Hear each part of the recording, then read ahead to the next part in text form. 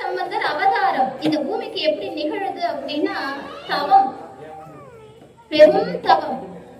சிவபாத இருதயர் சுவாமி கிட்ட வேண்டி கேட்கிறார், எனக்கு ஒரு குழந்தை கொடுன்னு இல்ல.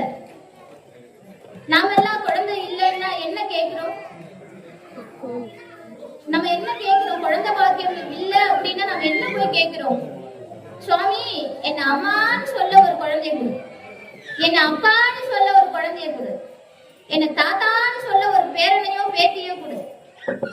அப்படித்தானே கேட்கிறோம். ஏன் சொத்துக்கு வாரிசு இருக்கணும். ஆனால் சிவபாத இருதயர் கேட்டார் சுவாமி கிட்ட, இந்த திருநீற்றின் பெருமையையும் இந்த சைவத்தையும் ஓக்க செய்கின்ற ஒரு குழந்தை எனக்கு எனக்காக இல்ல. சிவபாத இருதயர் கேட்கிறார், எனக்காக அல்ல, திருநீற்றின் பெருமை உலகறிய செய்ய வேண்டும், சைவத்தின் பெருமை உலகறிய செய்ய வேண்டும், அதற்காக ஒரு குழந்தை. அப்படி கேட்கணும் குழந்தைய. நமக்காக கேட்டு பெறுகின்ற குழந்தைகள் இந்த சமுதாயத்துக்கு என்ன செய்யும்னா கேள்விக்குறி. அதனாலதான் நம்ம குழந்தை ஒரு குறிப்பிட்ட வயசுக்கு மேல நம்மளையே மதிக்கிறது இல்லை. ஏன்னா நாம என்ன கேட்டோம்? நம்ம சொத்துக்கு வாரிசு கேட்டோம், அவ்வளவுதான். நம்ம சொத்துக்கு வாரிசு கேட்டோம்.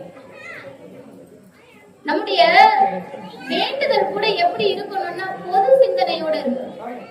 சமுதாயத்திற்கு நம்முடைய சமயத்திற்கு என்ன நடக்கும் அப்படிங்கறத சிந்திச்சு ஒரு வேண்டுதலை வைக்கணும்.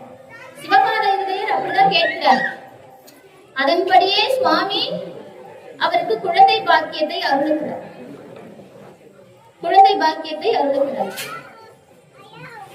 சேக்கிழார் பெருமான் சொல்றார், திருஞான சம்பந்தர் அவதாரம் அவருடைய கருவுறுதல் அது எப்படி இருந்தது அப்படின்னா, சூரியன் உட்பட நவக்கோள்களும் உச்சம் பெற்ற நிலையில இருந்துச்சாம். நவக்கோள்களும் உச்சம் பெற்று நின்றதாம். ஒரு குழந்தை இந்த மண்ணில் ஜனனம் எடுப்பதற்காக, ஒரு குழந்தை இந்த மண்ணில் ஜனனம் எடுக்க நவக்கோள்களும்